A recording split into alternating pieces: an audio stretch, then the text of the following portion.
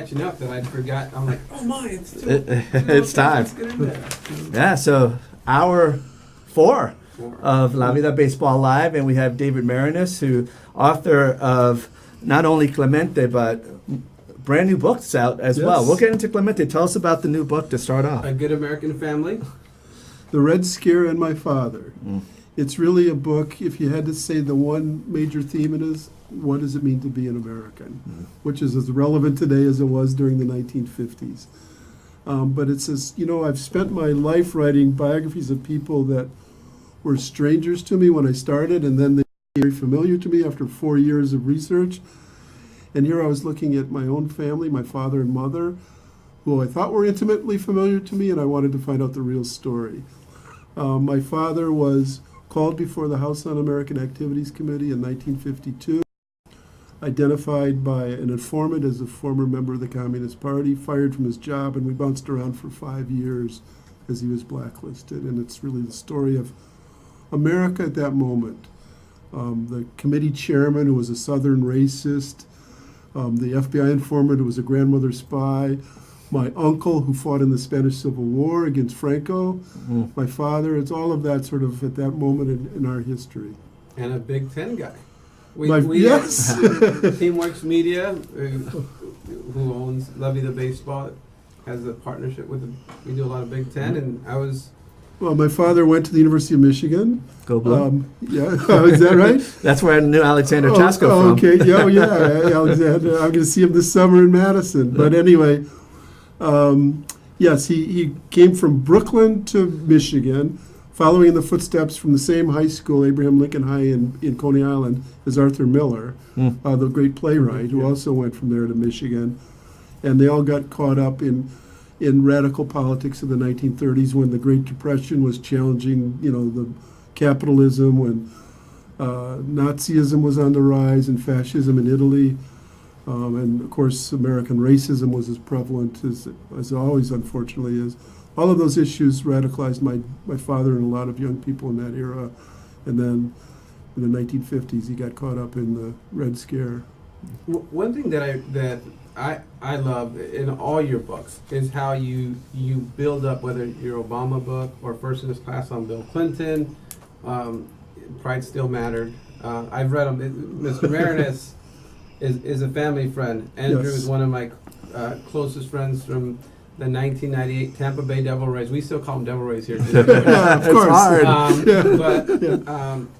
So I've read all your books, and I've learned so much about writing and just about your subjects. And one thing I like in all your books is how you build up, like the roots and the roots of your family. I just started reading your book, and when we were talking about you being here, we had our show, and how you pronounce Maraniss, right. and the history of the name. How do you pronounce it? And can you explain a little bit to them? Just sure, that's great. I mean, I'm a mutt, right? My father's family was Jewish from Eastern, from Russia and Latvia.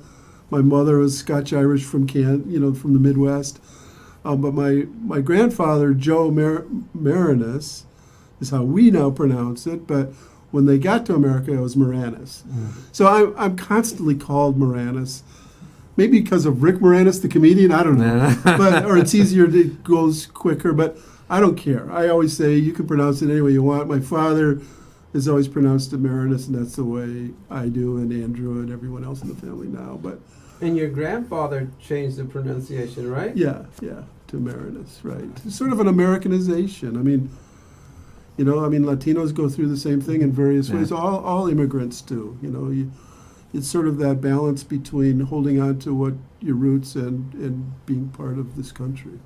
With what's going on in the country now, and what went on early on with your father, and the lady, the unsuspecting lady who pretty much nody knew was right. She was an FBI informant for 9 years. Came in from the cold to testify at these hearings.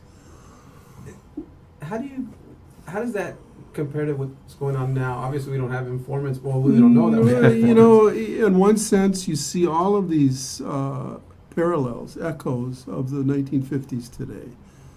You see the use of hysteria and fear as a political weapon. You know, fear of Muslims, fear of immigrants coming from the southern border. Then it was fear of socialists and communists in the United States. You see the demonization of outsiders, again, the same ways. And you see the essential question of what does it mean to be an American, and who decides, and how is that interpreted? So in all of those ways, I think it's very similar. In other ways, it's completely upside down. I mean, now you've got a president who is calling the FBI and the CIA treason, right? Yeah. And then it was the FBI investigating my father, right? Now you've got a president cozying up to a KGB head and a murderous dictator of North Korea. So everything's sort of confused in that sense. But a lot of the echoes of that era are the same, with one huge difference. During the McCarthy era, named after Joe McCarthy, who was a senator from Wisconsin, and also the House Un-American Activities Committee in the House, those were senators and congressmen. Now you've got a president of the United States, and that's a lot more power to do bad. Transitioning a little bit back to sports and what we focus on, we Yes. had Roberto Clemente Jr. here, Oh, fabulous. and Yeah. he mentioned a list of books that he was reading to self-improvement, essentially, for him. Uh-huh. And then I mentioned your book, and he says, "Oh my, I need to add this book." It's a summer reading list that he has. So he was going to add your book, but he also said the best book ever written by my father About my is father. the one about my father, the Mhm. one that you wrote. Oh, well. And a lot of people have said it, obviously, but what does it mean to you when Roberto Clemente's family says that? Well, I don't write hagiography. It's not. Mhm. I don't make Clemente out to be a saint, although he was an incredible human being. He had his own flaws, and that's what makes people more human, right? And interesting. But I try to get it right. So it meant a lot to me when Vince Lombardi's friends and associates said I got it right. When Barack Obama's associates said I got it right. And certainly for this case as well. And it's a matter of, I try to always be completely honest with people. Saying I'm not going to sugarcoat anything, but I'm going to not surprise you with anything either. I'll tell you what I'm finding. And I think as long as you're straightforward about that, you can go and write the truth. I'll tell you one story I wrote a book about Vietnam in the 60s. Mhm. They marched into Yeah. sunlight. And one of the main figures in that was a company commander who had fought in this horrible battle, and many of his young soldiers were killed. And when I came to finally interview him, he was the last key interview, he said, "David, I won't talk to you unless you promise to be good to my boys." I said, "I can't make that promise. I can promise you that I'll try to find the truth. I'll let you know everything I'm doing. But if I promise to be good to your boys, I'll either be breaking a promise to you if I not, or I'll be breaking a promise to the truth if I find some other things that happen." And we went back and forth, and finally he understood what I was saying, that I was just trying to be straight with him. And he agreed to talk to me, and it made all the difference. And I didn't have to worry about, what he was thinking about it, because he knew that I was going to find the truth. And in that book, it's the couple, how you found that couple, the children. Oh, right. That was just coincidence at the very end. The daughter of one of the soldiers in the battle in Vietnam married the son of one of the protesters at the University of Wisconsin, the two elements of Wow. this book. Who can predict Madison magic. that? Something, it is luck, but as you both know, luck is the residue of design, as Branch Rickey said, right? So you have to keep pushing, and those things will come. Big Milwaukee Brewers fan. When you watch baseball, and I know baseball is real big in your family. Yeah, it is. When you watch it now, are there any ball players that inspire you to keep watching them, or who are your favorite baseball players right now to watch? Francisco Lindor, Jose Altuve, Christian Yelich. I would say those are three of my favorites. Wow. Yeah. There's a pattern there, but why those three? I just love the joy they bring to the game and the skill they bring to the game. And, the three of them are not the biggest. Yeah. They're not the most bolstering. They just play baseball and they do it with joy that I love. So I could probably think of others, but those three always come to my mind. Yeah, La Vida Baseball, we spent time with the Clemente family in Puerto Rico. Wonderful. And, what was interesting is the book they brought out to me was the Spanish language version of this. Oh, yeah. And they were like, but the other part, and I think I sent you this this photo when we were at the Puerto Rican Gallery of Sports, National Gallery. Yeah. They also have when you had spoken down there. Yes. So talk a little bit about the experience of going to Puerto Rico, to the land of Clemente, and how that helped you writing this book and the connection. Well, I felt very deeply that the only way to do Clemente right, I always have a policy of go there, wherever there is.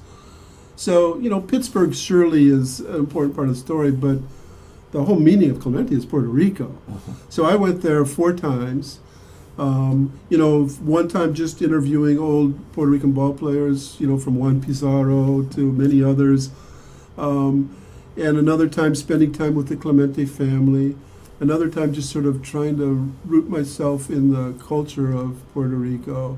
And then the 4th time was after the book came out. That was wild. So we were flying from Miami to San Juan.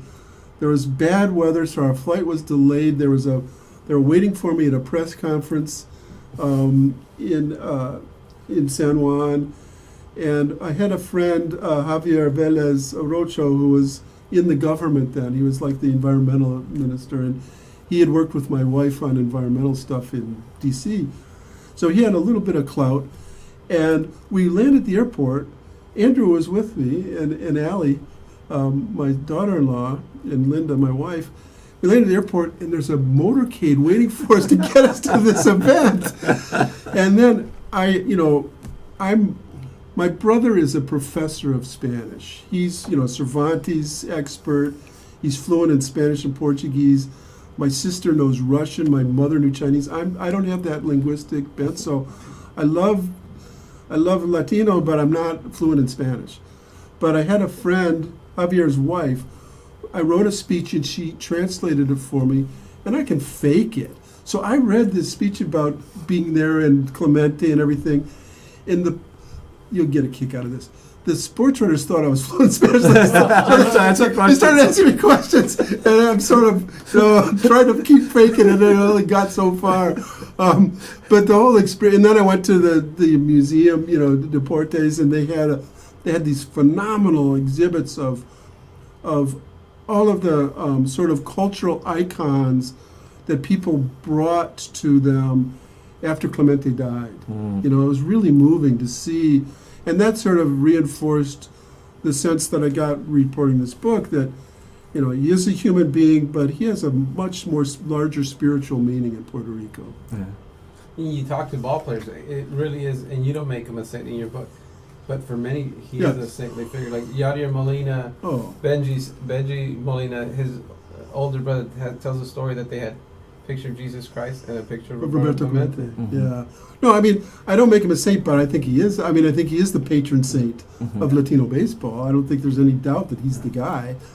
And that it also transcends sports, that he had a deeper meaning because of his humanitarian and proud Latino sensibility. But there's also a story in the book about Tony Taylor, right, a Cuban, taking the young Latino ball players to right field and saying, this is where the great Clemente played. This is what it was about. And, as you were saying that, I see Ozzie Jr. out there, and it's like, Clemente transcends Puerto Rico. You have a Venezuelan Azikian Sr. Yes. who, venerates on a certain level Clemente because of what he means to all Latinos in baseball and then even beyond.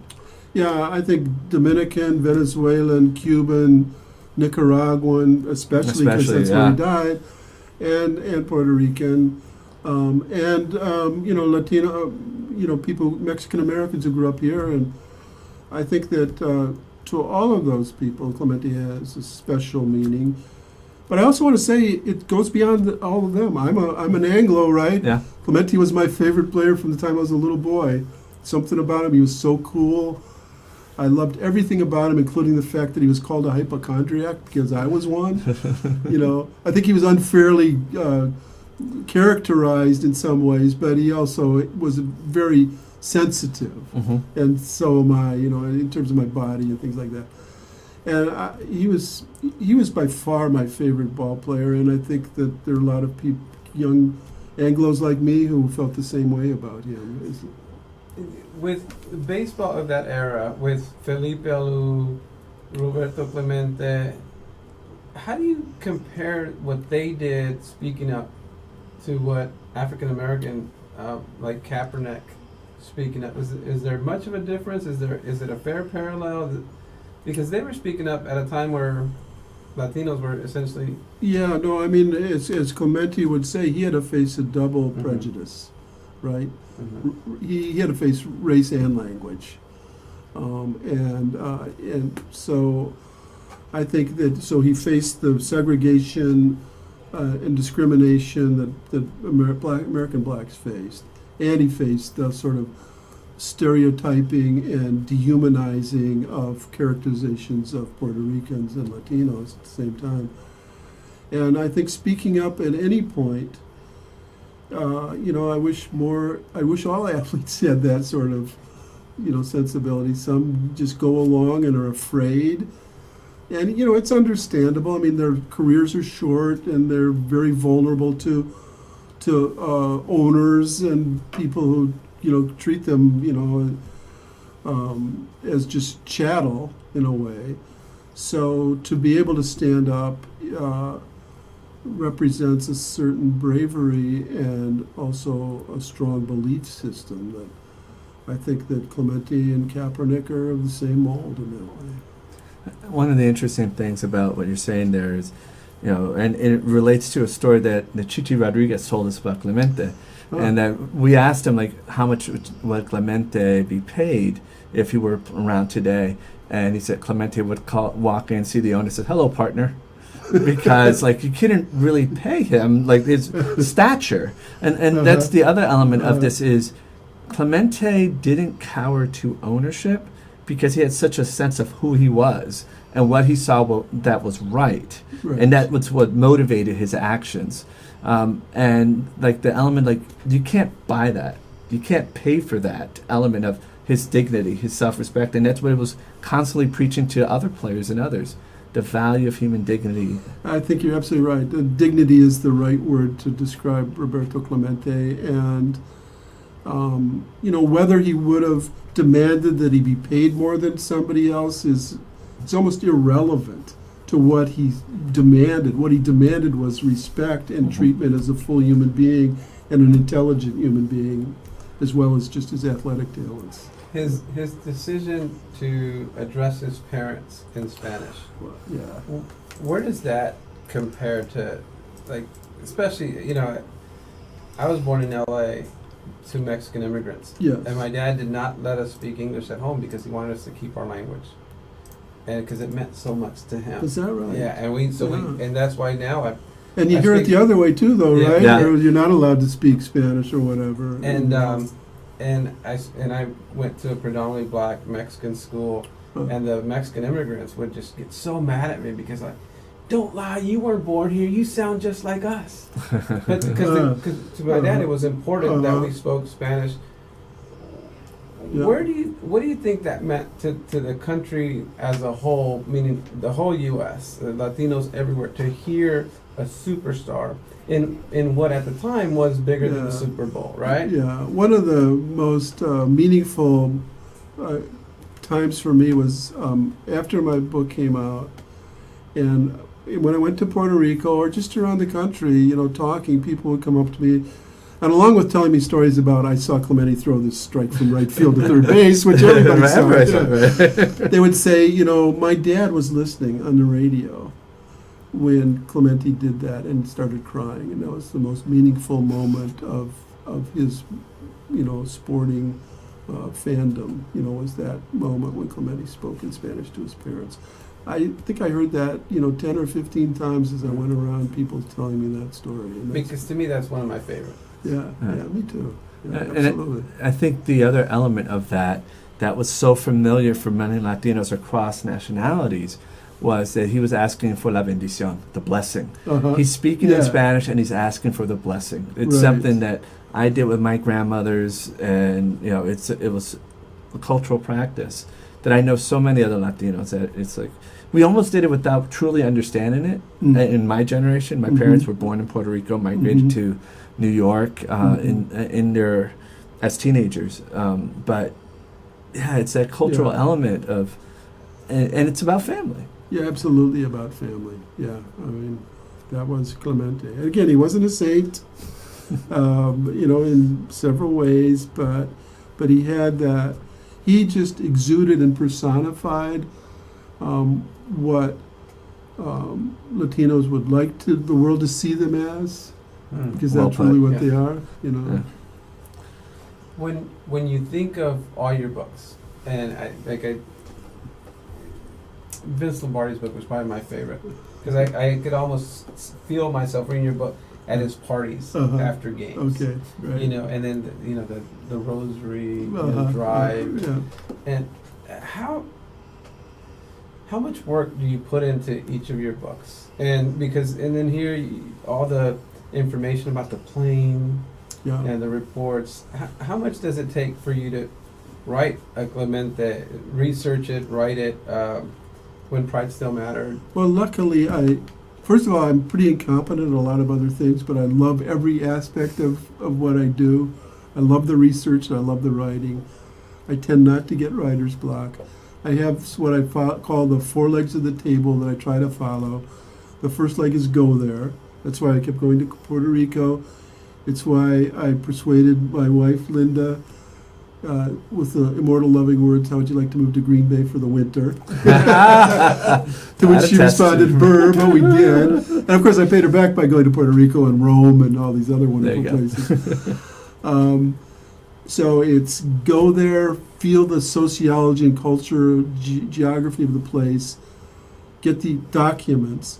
So like for Clemente, for this book, I knew that whenever there's a plane crash, there's a lawsuit. But I went to San Juan, to the federal courts there. They didn't have anything. They said, well, it was appealed to the first district up in Boston. I went there, and they just had like administrative records. I found all of the lawyers who were involved in the plane crash aftermath, and one former lawyer for the FAA was. It turned out he was in Washington, 2 blocks from the Washington Post. I went to see him. I interviewed him for 2 hours, and he said, the words that any reporter wants to hear. Okay, you're the guy. In my closet, I've got 5 boxes of Clemente documents, all of the depositions, all of the internal reports that were done on that plane crash. And it was from that I was able to tell them. I mean, everybody knew that a plane crash was a disaster. But why did the plane crash? It was overloaded. The flight engineer was a mechanic that got off the ramp. The owner of the plane was a fly-by-night operator who got it from Miami, Cockroach Corner. It was a horrible plane. The pilot hadn't slept in 27 hours. I mean, everything was built against Clemente. It was criminal that he was allowed to get on that plane. Was able to fly, and so it was from getting those boxes of documents, in the pursuit of that I was able to finally get the real story.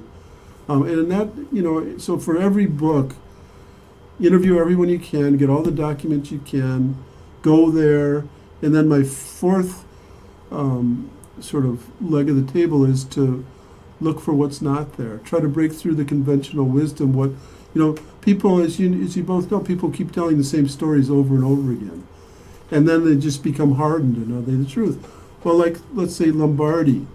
The saying that everybody thinks they know from him is winning isn't everything, it's the only thing.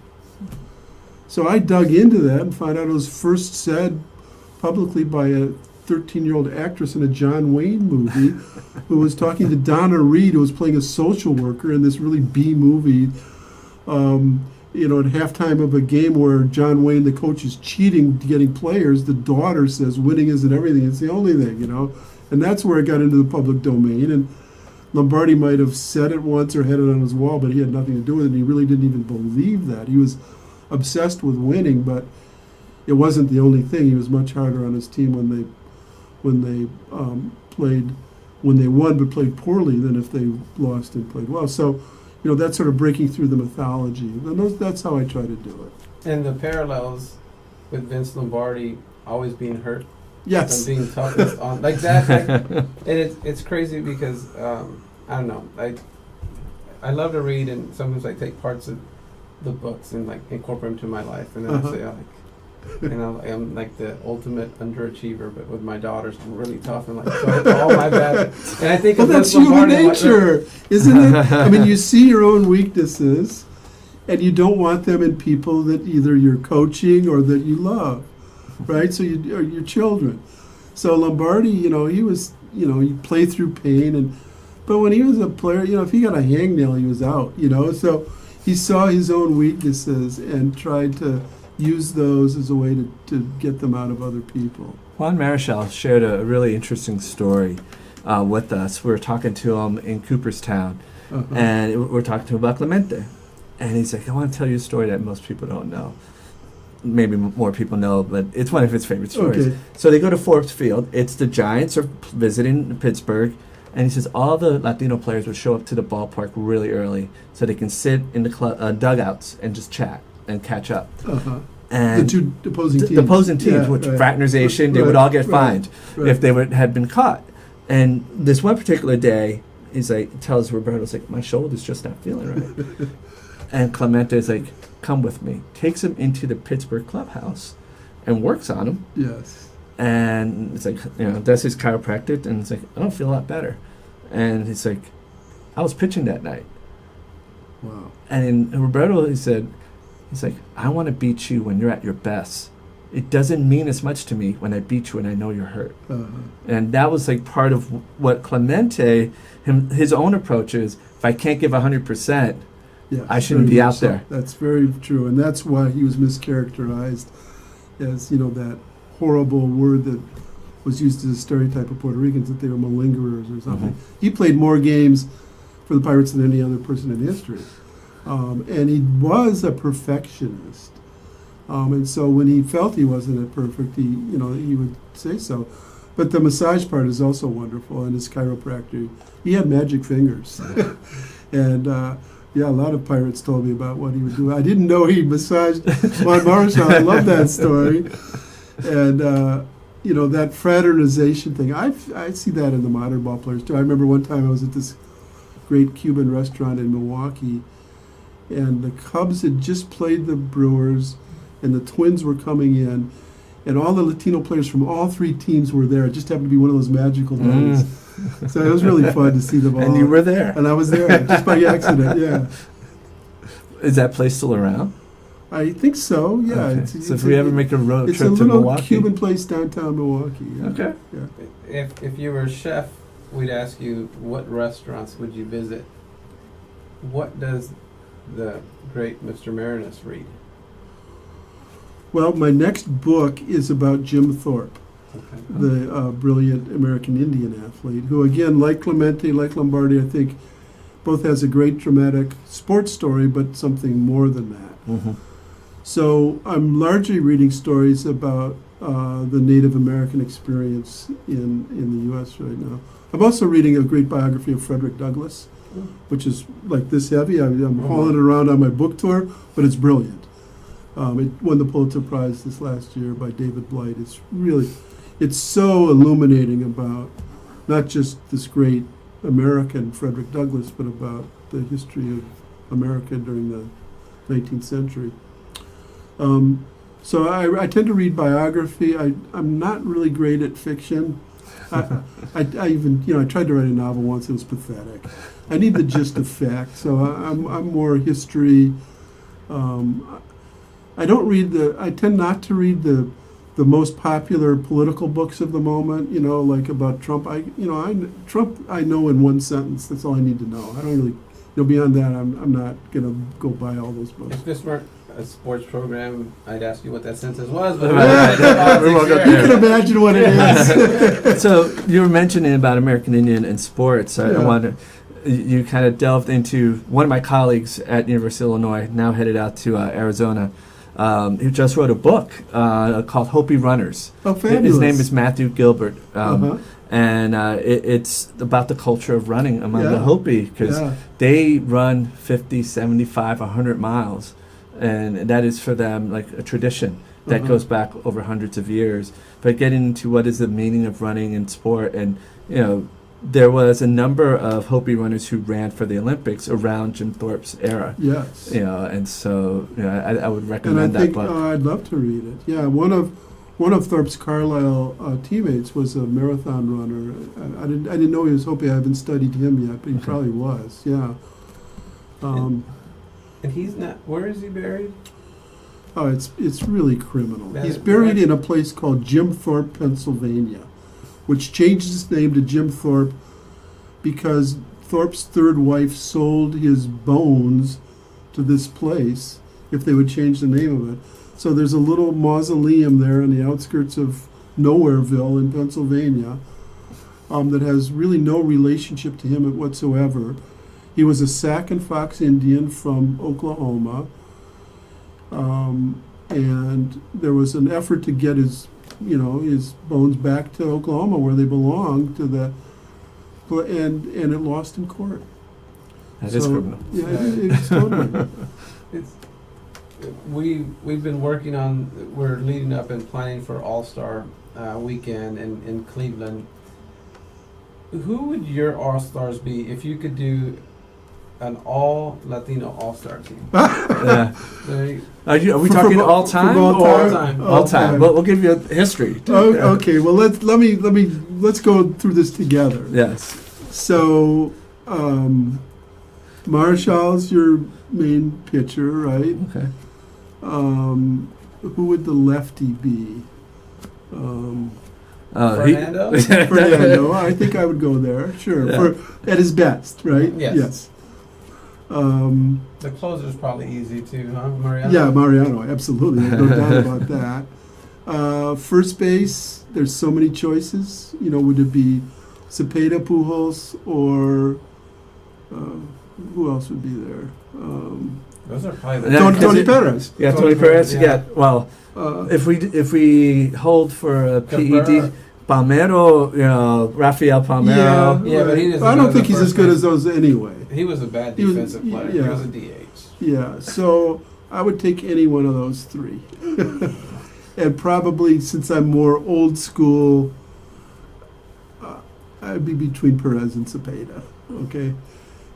Second over base. Pujols. Over Pujols. Yeah. Wow. I mean, Pujols is probably better, but I'm just saying. You go with my your two. preferences. Yeah. Second base has got to be Roberto Alomar, right? Robbie. Shortstop.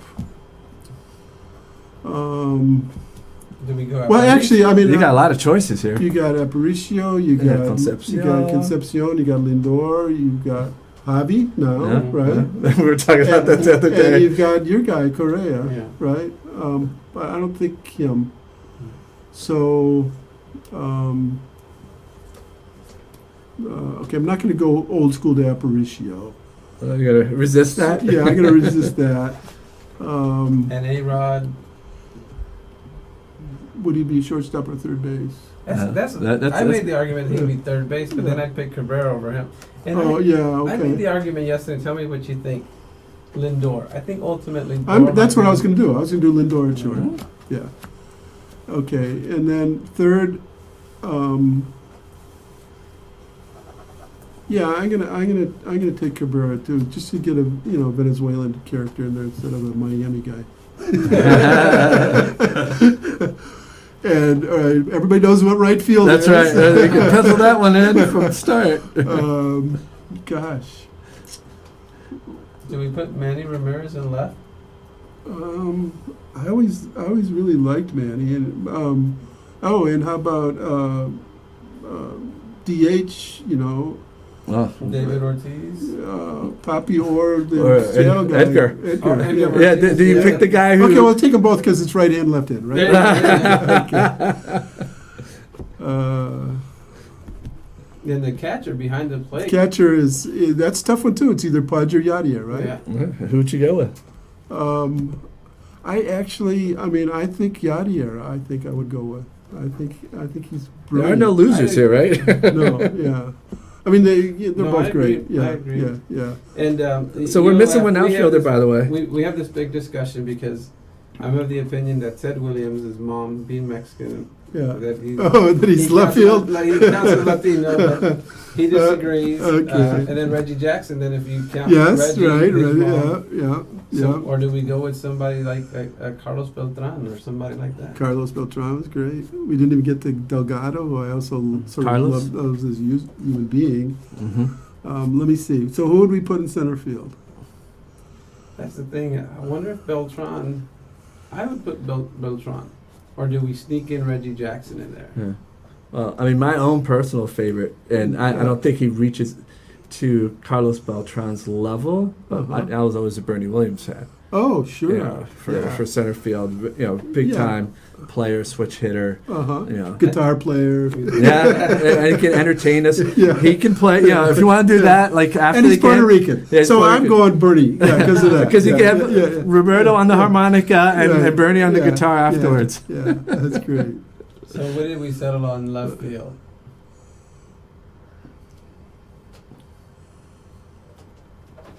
Do we have everybody? So, well, you said Manny. Yeah. Do you go with Manny? I'm Manny. Yeah.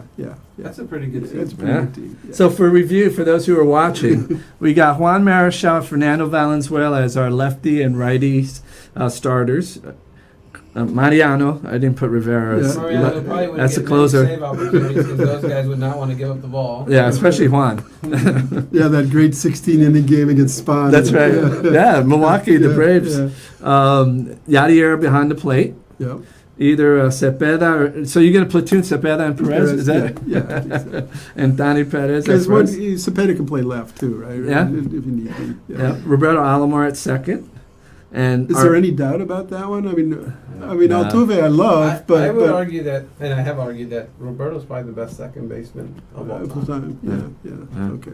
Francisco Lindor making an appearance at short. Yeah, that one you can argue, but I like Yeah. it enough. So, yeah. Again, another switch hitter. Yeah, So right. I think people underestimate the value of a great switch hitter Mm-hmm. because pitchers it limits the manager's choices. Like Miguel Cabrera, Miggy at third base. Right field was the one we penciled in really early. Roberto Clemente. I swayed David to Bernie Williams, but you got to sway him to Manny. So our DHs, we have another platoon because you got basically two Hall of Famers, Edgar Martinez and David Ortiz. Right. And how about this? We'll throw in Carlos Delgado to be the manager. Yeah, I'm fine with He hasn't Delgado. managed yet, but I think he'd actually be a really good manager. Do you know him? I know him a little bit, but Yeah. not as well as Yeah. actually. Oh, So you do? when we Oh, got to tell meet me. him, Yeah. I sat down and interviewed him when La Vida team went down to Puerto Rico this past December, Mhm. and what an impression I had. And the first one was this: we were told we're going to the headquarters of his foundation, and it's basically a very nice storefront. Mhm. And I go into the office. It has a very small, dignified front desk area. And his office space was actually, I think, smaller than the receptionist area. Uh-huh. And I'm like, this is amazing. Yeah. Because this man is making sure the money that goes into this foundation, it's not going to overhead. Right. It's going Right. out to the people. Yeah. And to me, I was like, that's very Clemente-like. Yes. Because it's not about him. And Carlos at a certain juncture is like, well, I don't want to make this about me. I want to talk about the foundation. Mm. But he also talked about, and one of the things I learned from Carlos, I asked him, like, what motivates you from an early point in your career to always kind of be looking out for other people and speaking out? It's like, my father was a social worker. I was raised to do this, whether I became a major leaguer or not. This is kind of like what we were. It was ingrained in us culturally. It's like not to disrespect my mother or anything, but this was my dad's work, and so Extra Base Foundation. One of the other stories we found out, and Carlos himself didn't really talk about this, but as he's leaving, I see him flexing his wrist and holding his elbow, and so he walks out, and his administrative assistant says, he's injured himself. He really needs to go see a doctor from all the pallets he was moving since Hurricane Maria in the months. And, it's like, and a little later, I made a slight mention to it. He's like, I got to, it just hasn't been the same. And a guy who rarely was injured during his career, he has a lingering injury because of the work in helping people after Hurricane Maria. So let's put another manager there, too, Alex Cora. Okay. There you go. So we'll put him the bench coach. Okay. We're gonna get. I was so proud of what Cora did. Absolutely. Again, for me, so I was so blessed really to go on this Puerto Rico trip because we went to Caguas, and that's where my mother is from. Okay. And so that's where Alex is from, and we spoke with the mayor of Caguas, whose family has known the Cora families for generations. It's just like, this was so special because we had never had in Puerto Rico a moment like this where the World Series trophy was coming onto the island for everyone to celebrate. He said, I'm watching Alex Cora. I'm just so happy in this achievement. He asked John Henry and the ownership, can I take this down to my hometown? And the mayor's like, this is great. And then the reality dawned on him that I have to plan that out. And I got 5 days to plan this big time celebration out. But it was a party. That's great. So I'm going to have one more guy. All right. He's going to be a defensive replacement. Okay. First base, Vic Power. Oh, yes, Vic Power. Yeah. He was the prettiest first baseman of all time. Yep. Again, so I'm trying to remember when this was published. You got to talk to Vic Power. Yeah, I did. He'd He'd been in the hospital.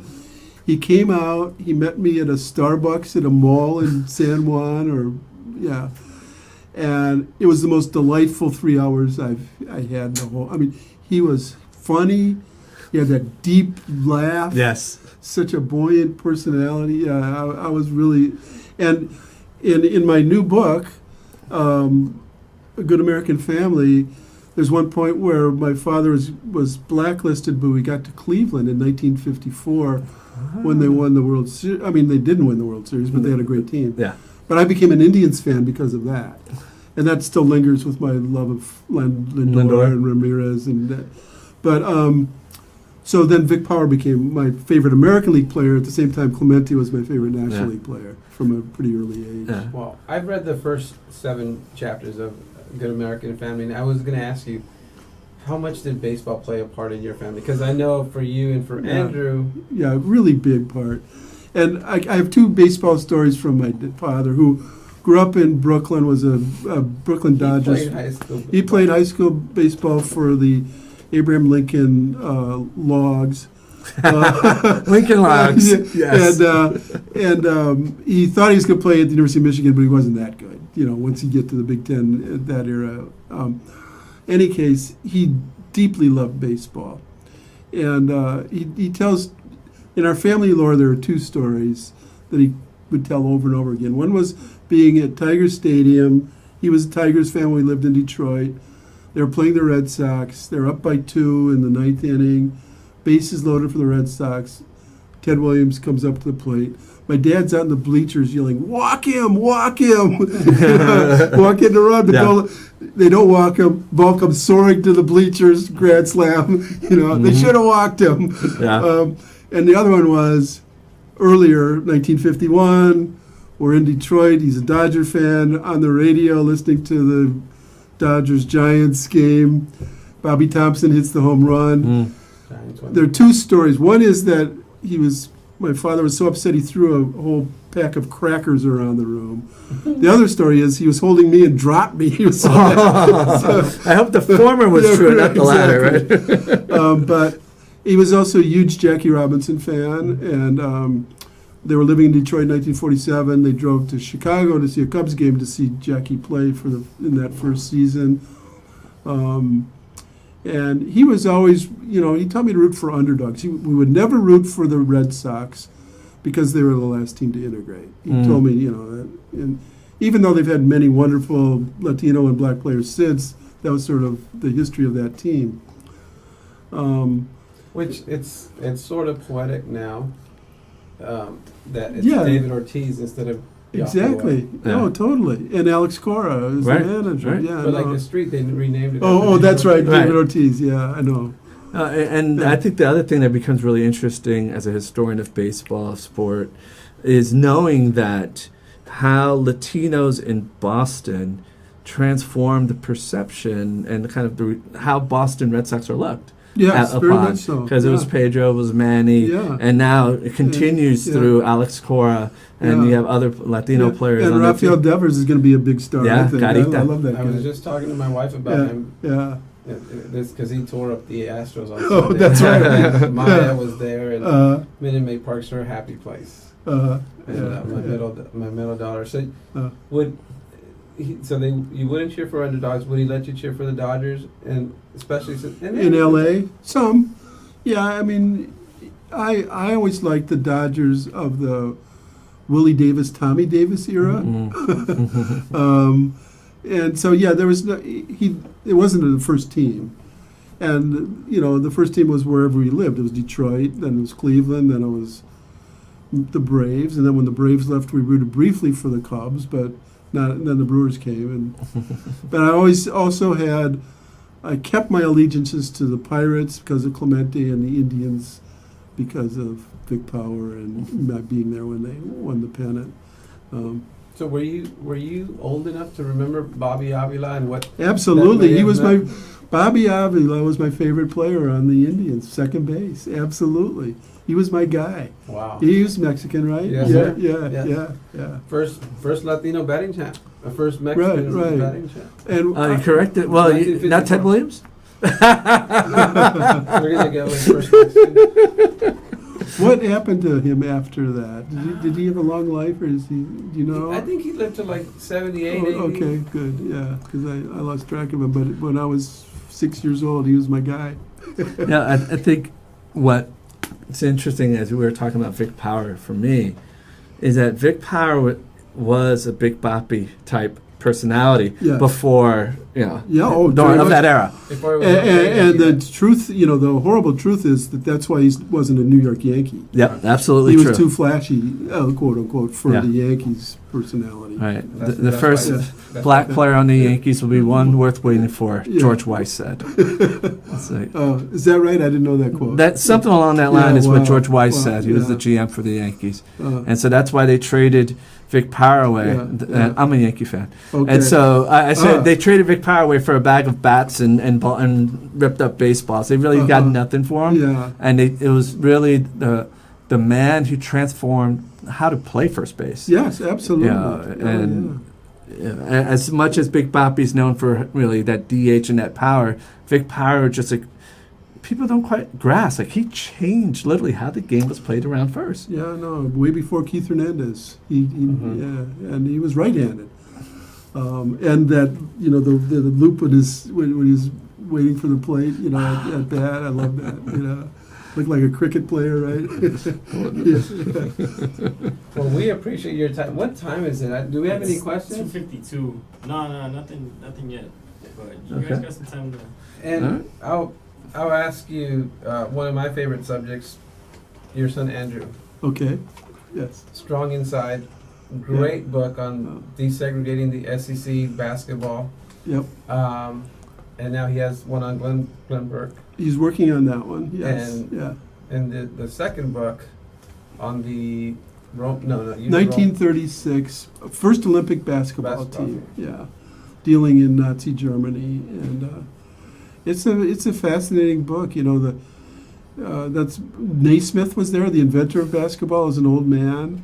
The team was comprised of players from Universal Studios out in your territory, and some team in McPherson, Kansas. A semi-pro or whatever. I guess they couldn't have been semi-pro, but. And one guy on the team could dunk. He was one of the first guys who ever dunked. And of course, there's the whole question of, actually in that era, there were a lot of good Jewish basketball players, and you had the whole tension of whether you go to Nazi Germany and whether you boycott. And it was sort of the first boycott questions were raised there. But I'm really happy for Andrew. He's, as you know better than anyone, he started wanting to be a general manager of a baseball team. Spent 1 year with working Devil Rays and saw too many millionaire jerks and said, well, maybe this isn't for me. I don't know if I want to do my life with that. He still loves baseball, but he didn't want to be that close to it, I guess. And also, had a different life in front of him, and now he's writing books, and it's really great. How does that make you feel to be such an accomplished writer from such an accomplished family, and it's almost like in the blood? I write in this book, you'll see in a later chapter, my father writing about how much he loves to write and that it's in his blood.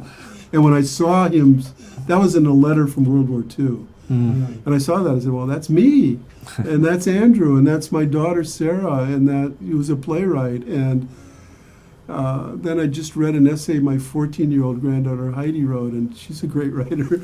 So it's kind of like, watch out, Wow, that's awesome. But, and I don't mean to be falsely modest, but I'm really lucky because that's the one thing I can do, and I love to do it. So. And you're not the only Pulitzer Prize winner in your family, right? No, my brother, who is a professor, retired now, but he was a professor of Spanish and a Cervantes scholar at Amherst and Calderon. Not Pedro. I mean Pedro. Not Ivan. Not Ivan. You hear that, Andy? We have a White Sox fan out there. Pedro Barca, yeah. Anyway, he wrote the libretto for an opera based on Calderon's Life is a Dream, and it won a Pulitzer Prize for music. So, Wow. Yeah.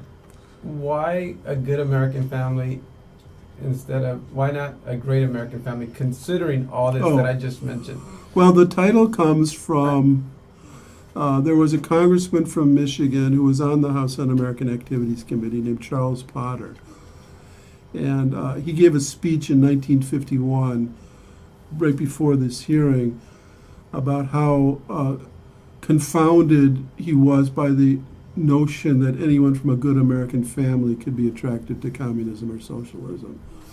And I said, well, I'm from a good American family. It's still a good American family, so I said that's the title. Yeah. Plus, the cover of the book is our family right after my father was fired and named by the committee, going back to Brooklyn, and we went to visit the Statue of Liberty. So it's our whole family with the Statue of Liberty in the background. And I love the part where you break down who's on the committee, and the myth of how they came upon this lynching of the Jewish. Oh gosh. And how you pretty much these are the men judging. Yeah. No, the chairman of the committee. Mm-hmm. There was a famous lynching in Atlanta, Georgia, in 1913. The Frank case. Leo Frank case. Yeah. The chairman of the House Un-American Activities Committee drove the car that carried Frank's lynched body, calling my father, who'd been the commander of an all-black unit in World War II, un-American. So, Wow. Yeah. That's summer reading. But it's going to be. It's a great book. Thank I've you. read. You're the only author I can say I've read all your books. Whoa. Even Prince of Tennessee. I didn't even read that one. and we didn't talk about Prince of Tennessee, but Yeah. that's pretty cool. Where somebody's running for president Yeah. asks you to write, and you don't write, and you write. You didn't ask me to write it. No, but I wrote it. Yes. And he wasn't president. I mean, I've written about two presidents, Obama and Clinton, but Gore didn't quite. History would be different. There wouldn't have been an Iraq War probably, but it was. So, we know you mentioned you're writing about Jim Thorpe. Yeah. If there's another ball player you would be interested in writing a biography of? Well, it's not a ball. Well, it's. There's two people that I'm interested in, but I don't know that I'll ever get to them. One is Steve Kerr, Oh, who I think is an incredible story, son of a professor, I think, too, right? who was assassinated in Beirut. Oh, that's right. He was the president of the American University in Beirut. Yes. They would taunt him at Arizona, remember? Yeah. And the other's Popovich. Ooh. Ah, Pop. They're sort of in the same mold, but I think Yeah. they're both the sort that they both have good sports stories, but they're deeper people. Yeah. So they sort of interest me. Have you ever met Popovich? Never met either of them. No. Have you? No, No. I'm not. You're not I've too- done all my career's pretty much been Baseball.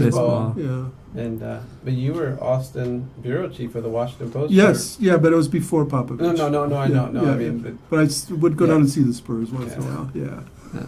So who do you think is the most interesting ball player / person in the majors today?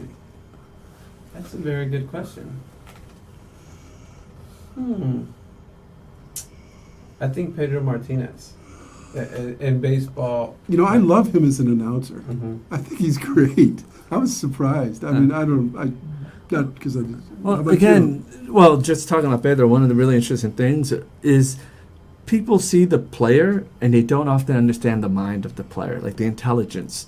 And Let's Pedro's- put him on the team too. Yeah.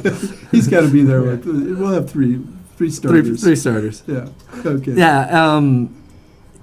Yeah, characters of the game really. That I agree. Like on one level, like knowing the trajectory of outscore a story. Uh-huh. To me, there's more there than we all know, and kind of the story of the family and what it means. Look all over our wall. We have Roberto Clemente, and it's like to kind of grow up in the shadow of Clemente and understanding that legacy, but then begin to pave your own path. Yes. I think Alex Cora, there's more there than there is with other people. Yeah. And I think I think Felipe Alou sort of in that. Yeah.